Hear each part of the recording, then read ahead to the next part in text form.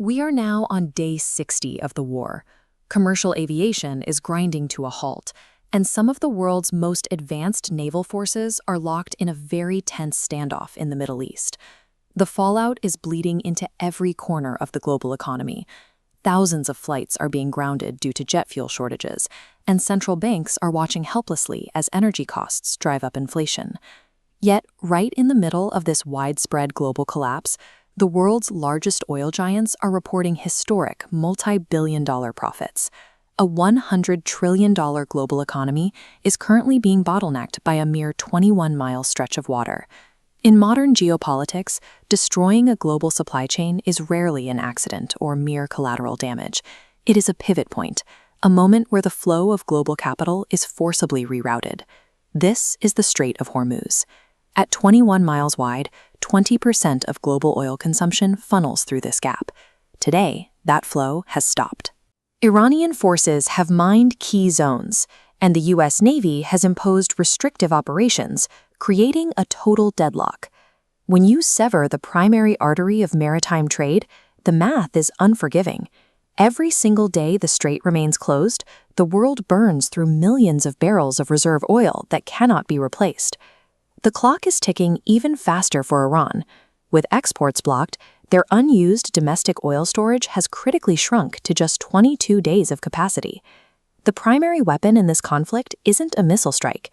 It is the strategic removal of the entire playing board itself, the weaponization of time and logistics against the global economy. The shockwaves from that single choke point are now hitting networks thousands of miles away, starting with commercial aviation. Facing severe jet fuel scarcity and rising costs, Lufthansa has been forced to cancel 20,000 short-haul flights across Europe. The physical damage extends far beyond the strait. Recent strikes on liquefied natural gas facilities in Qatar have severely damaged the massive distillation towers that process the region's output. This area chart plots the long-term impact of those strikes. This isn't just a shipping delay, it's an erasure of capacity. Over 120 billion cubic meters of LNG supply have been wiped out between now and 2030. By physically destroying this infrastructure, baseline energy is permanently removed from the global grid. It forces nations into a desperate inflationary bidding war for whatever remains. If the supply chain is shattered and global markets are bleeding cash, who is absorbing all that lost capital? The answer lies in the volatility premium. Integrated energy majors are uniquely structured to hedge against physical destruction, allowing them to capitalize on the exact conditions that are crippling other industries. Between Q4 2025 and Q1 2026, BP's profit more than doubled to $3.2 billion. This 132% spike correlates directly with Brent crude surging past $110 a barrel. Higher crisis prices mean larger corporate windfalls. While these global entities count billions in extra revenue, civilians are absorbing the shock. The pressure on household budgets in the UK has become so severe that the government is actively considering one-year rent freezes to combat the inflationary fallout. For these global entities, geopolitical tension and supply chain friction function as high-yield commodities, producing billions in value exactly when the rest of the market is at its most vulnerable.